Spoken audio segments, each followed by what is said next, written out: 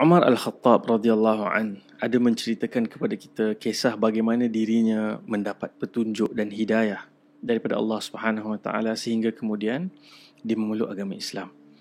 Umar menceritakan pada usia mudanya sebelum Islam, dia seorang yang terkenal dalam kalangan orang-orang Quraisy, seorang pemuda yang dianggap sebagai tokoh masa hadapan, karakternya begitu menonjol, ramai orang nak berkawan dengan dia dan ramai juga yang takut dengan dia. Dan dia juga seorang yang alkoholik. Dia banyak minum arak. Malam-malam dia mabuk, duduk dengan kawan-kawan, lepak, minum sampai tengah pagi. Dan satu malam tu Umar Al-Khattab menceritakan dia keluar nak cari kawan-kawan untuk minum. Dia tengah craving, nak get drunk. So dia pun pergi ketuk kawan ni bilik rumah kawan ni tak keluar, pergi cari rumah seorang lagi pun tak ada di rumah. Dan seorang lagi pun dia tak jumpa kat mana. Istilahnya macam hari ni kita ada WhatsApp group, kita ajak kawan-kawan minum dalam tu, tapi semua orang krik-krik. Tak ada siapa pun yang respon. Bila message personal, dia bagi blue tick je. Istilahnya macam tu lah. So Umar pun fikir, malam ni tak ada geng, tak syok lah nak minum. So dia pun nak lawan craving dia. Dia kata dia decide untuk pergi tawaf di Kaabah. Different level tu. Daripada nak pergi kelab malam sebab tak ada member, dia pergi tawaf ke Kaabah. So bila dia pergi ke kawasan pekarangan Kaabah, pada ketika itu gelap gelita, tak ada lampu jalan, tak ada spotlight macam hari ni. Bila dia semakin dekat dengan Kaabah, dia nampak seorang lelaki yang sedang salat sendirian. Siapakah dia? Dia adalah Nabi kita Muhammad sallallahu alaihi wasallam. Dan kita kena ingat konteksnya, pada ketika itu Umar aktif dalam kempen yang memukul, menyakiti, melawan orang-orang Islam. Ada riwayat menceritakan bahawa dia akan pukul orang yang memeluk Islam ni sampai dia penat, dan disebabkan penat tu sahajalah Umar berhenti. Dahsyat level tu. Dan semua orang di kota Mekah pada ketika itu dalam kalangan tokoh-tokoh memikirkan macam mana nak selesaikan masalah Muhammad sallallahu alaihi wasallam. So ada yang fikir nak pukul dia, nak kurung dia, nak sakiti dia, to the extent nak bunuh Nabi sallallahu alaihi wasallam. Dan Umar berada dalam satu kesempatan, tak ada orang siapa-siapa pun di sekeliling tu. Of course tak ada CCTV, dan kalau dia buat sesuatu, tak ada orang akan tahu dia yang buat perkara tersebut. Tapi Umar Al-Khattab dia nak dengar dulu apa yang Nabi sallallahu alaihi wasallam baca dalam solat. Jadi dia menyelinap masuk di belakang kelambu Kaabah dan dia bergerak perlahan-lahan sampai dia berada betul-betul depan Nabi sallallahu alaihi wasallam. Umar Al-Khattab kata antara aku dan Nabi yang memisahkannya hanyalah kain kelambu Kaabah tu. Lalu dia pun mendengar Nabi SAW membaca Al-Quran di dalam salat. Dan pada malam itu Nabi membaca surah Al-Haqqah. Dan Umar pun mendengar Nabi membaca sehingga dia rasa asyik mendengar perkataan, intonasi, susunan ayat yang begitu memukau. Lalu dia pun terlintas di fikirannya, betullah apa yang orang-orang Quraisy sebut, bahawa Muhammad ini seorang syair, tukang syair yang pandai menyusun kata, menyusun ayat yang begitu lunak dan memukau hati orang ramai. Tepat pada ketika lintasan itu berada di fikiran Umar, Nabi SAW membaca ayat yang ke-40 daripada surah Al-Haqqah. Nabi kata apa? Nabi baca apa?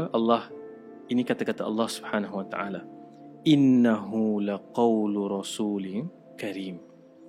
Sesungguhnya ia adalah perkataan, yakni wahyu yang dibacakan oleh Rasul yang mulia. Wa ma huwa biqauli sya'ir qalilan ma tu'minun. Ia bukan kata-kata tukang syair, sangat sedikit kamu beriman. Dan bila Umar terdengar Nabi membaca ayat itu, seolah-olah ayat itu bercakap direct kepada dia, seolah-olah mendengar suara hatinya, dia terkejut dan dia kata, kahin, ini tukang tilik ni, tukang bomoh. Sebab dia boleh tahu apa yang berada di lintasan hati aku. Dan ayat seterusnya Nabi SAW baca, wala biqauli kahin qalilan ma tadhakkarun. Dan ia juga bukan perkataan tukang tilik ataupun tukang bomoh. Sangat sedikit kamu merenung. Dan ayat seterusnya dan seterusnya itu seolah-olah terus bercakap dengan Umar. Ia bukan kata-kata manusia, bukan syair, bukan tukang bomoh. Dia adalah tanzilum min rabbil alamin, turun daripada Tuhan sekalian alam.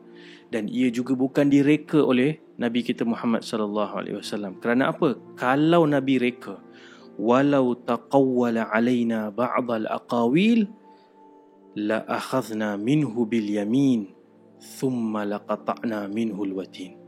Allah kata, kalau Nabi ini mereka mana-mana perkataan wahyu ini dan berdusta di atas nama Allah, kami, yakni Allah, akan menyentapnya dengan tangan kanan dan akan memotong urat lehernya. Allahu Akbar. Dan ketika Umar mendengar ayat ini, dia menjadi sangat takut dan dia lari keluar daripada scene tersebut. Tetapi Umar menyebut itulah pertama kali wahyu, hidayah, petunjuk masuk ke dalam dirinya. Walaupun selepas itu dia tidak terus memeluk Islam, dia ada proses yang dilalui, tetapi itulah pertama kali hatinya tersentuh oleh hidayah daripada Allah Subhanahu Wa Taala. Apabila kita bercakap tentang hidayah, petunjuk, nama Allah Subhanahu Wa Taala yang bersesuaian dengan tema ini adalah Al-Hadi dan juga Ar-Rashid. Al-Hadi ini maha memberi petunjuk, dan juga Ar-Rashid adalah Tuhan yang membimbing manusia ke jalan yang lurus dan tepat. Nah, kalau kita lihat Al-Hadi datang daripada huruf akar Ha, Dal, Ya, yang mana ada dua sisi makna. Yang pertama, Ha, Dal, Ya ini adalah yang tampil ke hadapan memberikan petunjuk. Misalnya, kalau orang tu dia tak boleh melihat, bila dia berjalan menggunakan tongkat, tongkat itu disebut sebagai hadi. Sebab dia guna tongkat tu untuk tengok, oh sini ada lubang, oh sini ada longkang, okey sini boleh jalan. Dia berfungsi untuk memberikan petunjuk kepada orang yang berjalan tetapi tidak boleh melihat. Sisi yang kedua daripada huruf akar Ha, Dal, Ya adalah kelembutan, kesantunan dan kasih sayang. Misalnya hadiah. Hadiah ni daripada huruf akar yang sama, kita beri kepada orang apabila kita mengasihinya, kita berikan dengan penuh lemah lembut. Dan Nabi pun SAW sebut dalam satu hadis yang sahih, tahadu tahabu. Kamu saling memberikan hadiah, kamu akan saling mencintai. Itu salah satu love languages kan, gift. Dia akan menyebabkan kamu akan saling mencintai. Dan bila kita bercakap tentang petunjuk, kita mesti faham dengan definisi tadi. Dia adalah petunjuk yang datang dengan penuh lemah lembut, santun dan kasih sayang. Sebab tu Allah Subhanahu Wa Taala tak paksakan petunjuk kepada manusia. La ikraha fid din. Tidak ada paksaan dalam agama. Tetapi petunjuk sampai kepada semua orang sebenarnya. Ada orang kata, oh saya ni tak dapat petunjuk, tak sampai seru lagi. Oh tidak, sebenarnya dalam kehidupan kita ni, kita dikelilingi oleh banyak petunjuk. Ada dalam bentuk kita merenung alam, melihat keindahan, keagungan ciptaan Allah Subhanahu Wa Taala, dan juga merenung diri kita sendiri, ciptaan dalam diri kita sendiri, bagaimana Allah mentadbir segala sesuatu. Itu boleh menjadi petunjuk membawa manusia kepada Tuhan. Yang kedua, dalam bentuk wahyu, ayat-ayat Allah Subhanahu Wa Taala. Misalnya pengalaman Umar Al-Khattab tadi, dia dapat rasa Quran, Allah bercakap terus ke hatinya, sehingga dia rasa Islam masuk ke dalam hatinya. Begitu juga dalam bulan Ramadan ini, bila kita membaca Al-Quran, ataupun di luar Ramadan pun kita membaca Al-Quran, kita mesti membaca dengan hati yang celik, hati yang mencari petunjuk Allah Subhanahu Wa Taala, yang rendah diri memohon petunjuk Allah Subhanahu Wa Taala. Pasti kita akan mendapat petunjuk. Dan yang ketiga, melalui kejadian-kejadian ataupun insiden yang mana dengan kejadian itu bila kita tengok balik ke belakang ataupun kita muhasabah, kita mendapat petunjuk. Nanti kita akan lihat dalam kisah hidup Umar Al-Khattab, walaupun selepas mendengar surah Al-Haqqah ini dia tidak terus memeluk Islam, tetapi nanti akan ada satu insiden yang akan berlaku dan sekali lagi dia akan mendengar ataupun dia akan membaca ayat-ayat Allah, dan pada ketika itu dia memuktamadkan keputusannya untuk berubah, meninggalkan jalan yang salah, memilih jalan kebenaran. Sebab tu hidayah juga spektrum. Kita tak boleh simply kata orang ni mendapat hidayah, orang ni tak mendapat hidayah. Tak, dia ada proses di antara keduanya. Dan ada juga ketikanya hidayah bertambah. Misalnya kisah Ashabul Kahf. Allah ceritakan kepada kita dalam surah Kahfi, innahum fityatun, mereka ini anak-anak muda. Amanu bi rabbihim, mereka beriman, percaya, teguh kepercayaan mereka kepada Tuhan mereka. Dan disebabkan itu, wa zidnahum huda, dan kami tambahkan bagi mereka petunjuk. So petunjuk boleh bertambah. Dan bila kita melalui event-event penting dalam hidup, membuat keputusan-keputusan yang besar, misalnya kita nak kahwin dengan siapa, kita akan anxious, fikir macam mana aku nak tahu dia adalah orangnya. Kita perlukan petunjuk, ya Allah berikan aku petunjuk. Ataupun ada orang yang sebaliknya, dia dah berkahwin tapi diuji dengan beberapa perkara menyebabkan dia perlu membuat keputusan untuk berpisah ataupun tidak. Ada kesannya kepada anak-anak, kepada keluarga, kepada diri. Dan pada ketika momen seperti itu memerlukan petunjuk. Dan banyak lagi contoh lain yang kita boleh berikan. Dilema nak pilih pekerjaan, dilema nak pilih even kadang-kadang tempat nak tinggal, nak beli rumah. Ataupun ada orang yang diuji dengan penyakit kronik yang dia dah jumpa banyak doktor, dah jumpa pergi banyak jenis perubatan, tak jumpa lagi yang betul-betul sesuai dengan diri dia. Dan pada ketika itu, kalau kita lihat, Nabi SAW mengajarkan kepada kita doa istikharah, yang mana para sahabat kata doa istikharah ini Nabi ajarkan seperti mengajarkan surah daripada Al-Quran, kerana doa ini memohon Allah untuk memberikan petunjuk, dan petunjuk itu sangat penting dalam hidup. The greatest treasure in life is guidance. Tidak ada perkara yang lebih berharga daripada petunjuk. Jadi kalau kita boleh ambil refleksi, renungan daripada nama Allah Al-Hadi dan juga Ar-Rashid, sentiasalah kita memanggil Allah, wahai Tuhan berikan kami petunjuk. Sebab tu kita baca dalam solat kita, setiap kali kita baca Fatihah, kan wajib kan baca Fatihah, kita sebut apa? Ihdinas siratal mustaqim, tunjukkan kami jalan yang lurus. Kita sentiasa memohon petunjuk kepada Allah Subhanahu wa taala.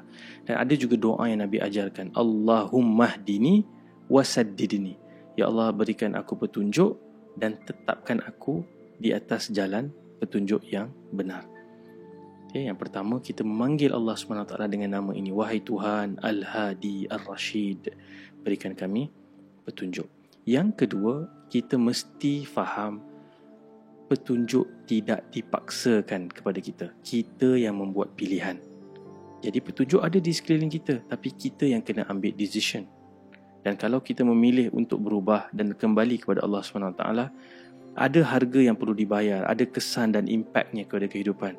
Ya, itulah bahagian kita untuk melakukan perubahan itu. Allah dah bagi petunjuk, tinggal lagi kita yang memilih. Dan yang ketiga, kita mesti ingat, dalam konteks kita meneladani nama Allah ini, kita pun nak mengajak orang kepada kebaikan, mengajak mereka kepada petunjuk. Tetapi ingat, ia mesti dilakukan dengan penuh kasih sayang, lemah lembut dan santun. Kerana hidayah, nama Allah Al-Hadi by definition adalah memberi petunjuk dengan penuh sopan santun, kasih sayang dan juga lemah lembut. Moga-moga Allah SWT tambahkan petunjuk kepada kita dalam bulan Ramadan ini dan berikan kita kekuatan untuk membuat perubahan dan tetap berteguh di atas jalan yang benar, insya-Allah. Allahumma hdini wasaddidni, ya Allah berikan aku petunjuk, hidayah dan tetapkan aku di atas jalan petunjuk. Allahumma amin. InsyaAllah jumpa lagi. Assalamualaikum warahmatullahi wabarakatuh.